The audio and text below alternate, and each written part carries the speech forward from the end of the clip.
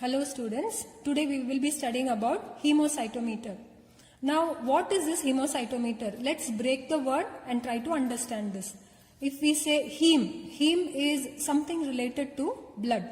Cyto, if we say cyto, what comes to our mind is cells. Meter is something that we measure. Now combining the word hemocytometer, it is used to, or it was designed to count the number of blood cells. So that is why this instrument has been named as hemocytometer. So basically it is an instrument which was designed to count the number of blood cells. But now it is used to count the cells in general. Now, counting. Why is counting necessary? Why do we need to count the number of microorganisms in any given sample? If we consider in blood, why do we need to count the number of blood cells? For example, we know that there are different types of blood cells, that is WBC, RBC, etc. If the RBC level count goes higher, or if the RBC count becomes lesser, then we know that the oxygen supply to the different parts of the body decreases. Also, it can lead to anemia. If the WBC count increases, which we can say that it is the body is suffering from some infection. So that is why the number is very important. Now, if we come to food microbiology, the number again is important. The food definitely will contain microorganisms, but if the number exceeds a particular number, particular count or particular load, then the food appears spoiled. Now, if we consider in medical microbiology, we know that microorganisms are present everywhere, but if every day we inhale those microorganisms in a smaller load, but if the load increases, after a particular number, our body starts showing the symptoms. So that is why the number is very important. We need to count the number of microorganisms. If we consider in industrial microbiology, for any production purpose, if we have to do any production, the initial load of microorganisms that we are going to add in the fermentation tank will enhance or will help in the production or in the yield of that product. So that is why the counting of microorganisms is important. Now when we say counting, there are different types of counting, that is total count, viable count, and there is indirect method. Now what is this total count? Total count is when you count the viable cells, that is the live cells, as well as the dead cells. What is viable count? Viable count is only you count the living cells. And what is indirect method? Indirect method is you count the weight of the microorganism or dry weight, or you consider the turbidity. So based on these things, you are directly not counting the cells, but you are considering the turbidity or the dry weight of the microorganisms. Now in total count, wherein you are counting the live as well as the dead cells, there we can use this instrument, hemocytometer, to count the live as well as the dead cells. Now what is this hemocytometer? It is a specialized kind of a slide which has a H-shaped, that is engraved, wherein there are two smooth surfaces. As you can see here, there are two smooth surfaces and there is a grid here. There is a gutter here which separates the two smooth surfaces, and that's why it looks like the letter H.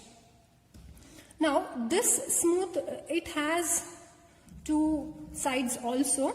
Now this smooth surface is at a depth of 0.1 mm.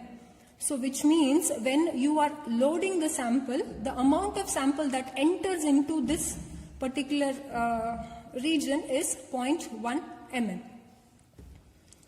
Now if we magnify, this is the hemocytometer, and the smooth surfaces that I told you, on the smooth surfaces are etched or engraved certain lines. Now, what are these lines? These are the lines on which we are going to count the number of cells.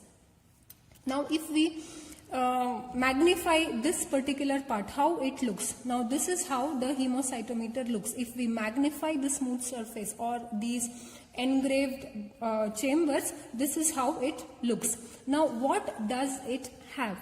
It has these squares. Now what are the squares? It is divided into 9 squares. Now these are called as the WBC chambers. Now as I told you, why the name has been given WBC? That is because initially I had told you that this was an instrument which was initially used to count the blood cells. So that is why they have been named as WBC chambers. So these boxes or these chambers are called as the WBC chambers. Now these WBC chambers are 1 mm in length and breadth. So it is 1 mm. Each of the WBC chamber, each of these chambers is 1 mm in length and breadth. Now each of these WBC chamber is further divided into 16 small squares. So which means if I want to count the WBC cells, I would basically count the cells in these chambers. Now coming to the other part of it, you can see the central square here. Now this central square is called as the RBC chamber. Now this RBC chamber is further divided into 25 squares. Okay, remember the WBC is divided into 16 squares, but whereas the RBC is divided into 25 squares. Okay, so what is the area of this each square? It becomes 1 by, I told you the entire length is 1 mm. So this becomes 1 by 5, which is nothing but 0.2 mm. You have to remember this. Okay, 0.2 into 0.2. It becomes 0.04 mm square, the area of this RBC. Now why am I telling this? Is because it is important in calculation. So please remember the area of this. Now the same thing is magnified here. You can see. This is what I told you. It is divided into 25 squares. Okay, each of this 25 square is 0.2 mm into 0.2 mm. So area is 0.04 mm square. Area of this square is 0.04 mm square. This has to be remembered for calculation. Now each of this RBC is further divided into 16 small squares. Okay, this is further divided into 16 small squares. Now, when you look under the microscope, everything looks similar, the WBC as well as the RBC. Now, how do you differentiate the WBC and the RBC? If you see the WBC, each of the 16 squares is just having a single lined border. But whereas when you see the RBC, each of those 25 is lined by triple lined border. So this is how do you differentiate the RBC and the WBC. So this is the place wherein you are going to count the number of cells. Now how you are going to count the number of cells? Now there is a way. You will have to name it. Generally there is a, it is standardized as to which are the boxes that you are going to count. So this is called as the A chamber. This is called as the B chamber, this is called as the C, D and the E. The E chamber is the central most chamber. Okay, the 4 corner chambers or the 4 corner squares of the RBC and the central square of the RBC. So these are the 5 squares which we are going to count. Now there is another thing. If the cells appear on the periphery, that is if they are present on the sides or on the borders of the chamber, do we need to consider them or not? Now again this is standardized. Either you can consider the cells present on the right side and the bottom line. Now if you are considering the right and the bottom line, throughout for all the 4 you need to, all the 5 squares you need to follow the same practice. Or you can consider this top left and the side line. So if you are considering this part throughout for all the 5 squares, you have to consider cells present on this region and this region. So this is how the hemocytometer looks. Now, how do you load the sample? Now, this is how the hemocytometer looks. I had told you, you have to first clean the hemocytometer with distilled water, and then you have to clean it with ethanol. Now, why ethanol? Because there could be some debris, previous cells that is stuck onto the smooth surface. So, that is why you need to clean it with ethanol, wipe it dry, and then place one cover slip on top of the smooth surface. Now, once this is done, take the sample in a pipette and then place the mouth of the pipette at the junction of the cover slip and the edge of the smooth surface. Slowly allow the sample to pass in. Through capillary action, 0.1 mm of the sample will move into the grid. Now, I told you what is the reason why 0.1 mm moves into the grid. Excess of the sample has to be tapped and it has to be blotted and removed. Then this has to be focused under 45x objective.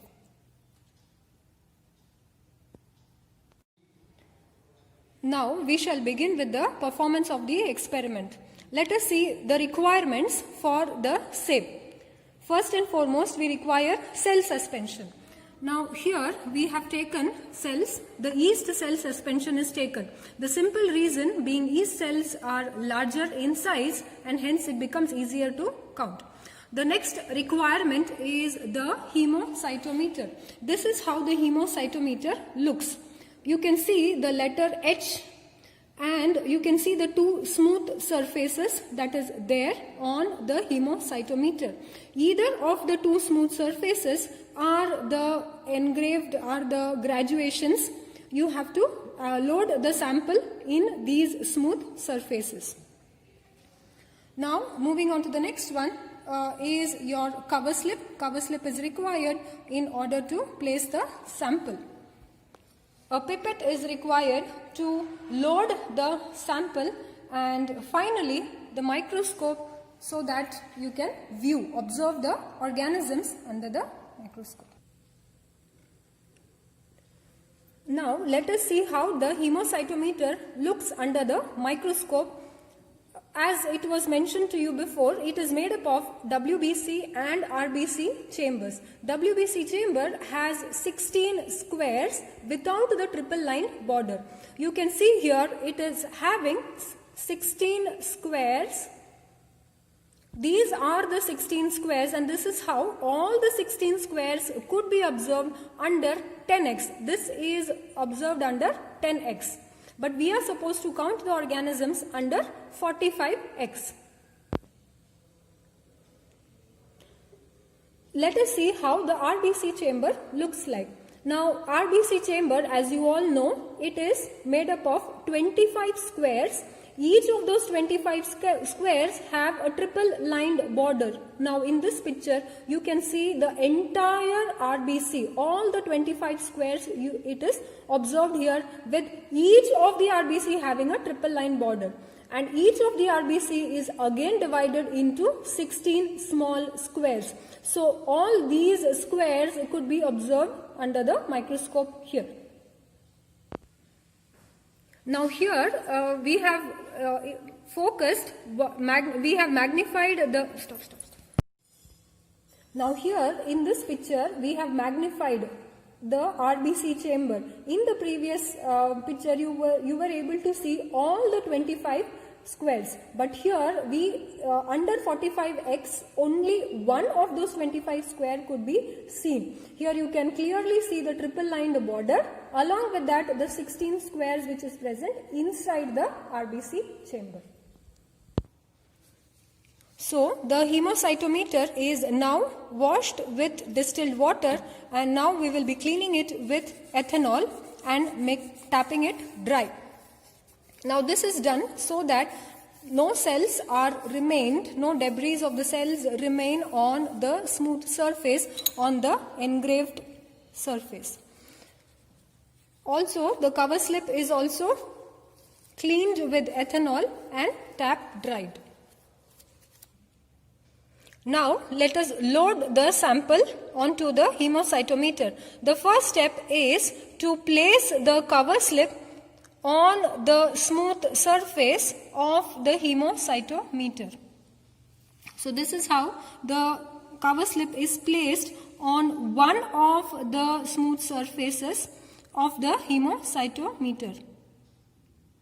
Now the next step is to take the sample from the cell suspension. Now make sure when you're taking the cell suspension, the cells would settle down on the bottom of the test tube, and hence it is very necessary to shake the sample well so that the cells are equally dispensed in the solution. Now collect the sample using the pipette and gently load the sample. Place the mouth of the pipette at the junction in between the cover slip and the hemocytometer. We will carefully load the sample without any air bubble. You could see the sample which has moved inside through capillary action. Now the excess of the sample is gently removed using a tissue or a blotting paper.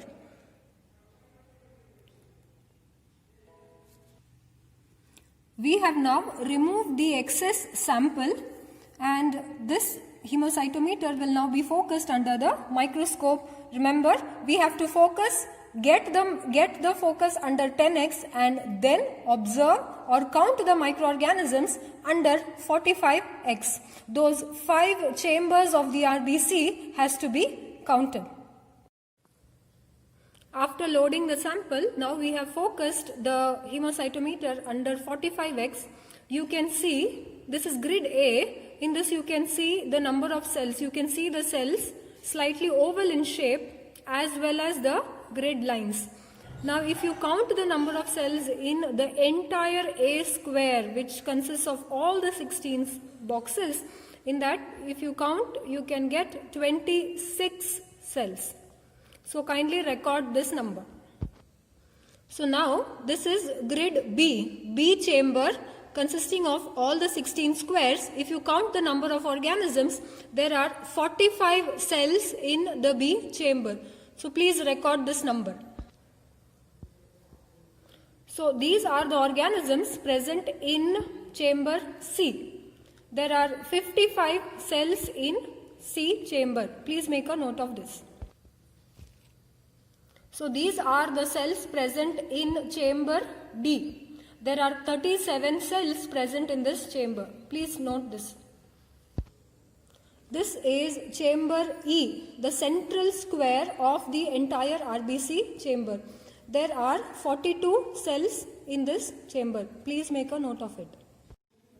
As we have finished counting the number of cells in the 5 squares of the RBC chamber, now let us do the calculation. We have counted square A contains 26 cells, B contains 45 cells, C has 55 cells, D had 37 and E had 42 cells. When you take a total of all these, you get 205 cells. Now let us see the calculation. Volume of one medium-sized square, the formula is length into breadth into height. This height is nothing but the depth of the hemocytometer, the depth of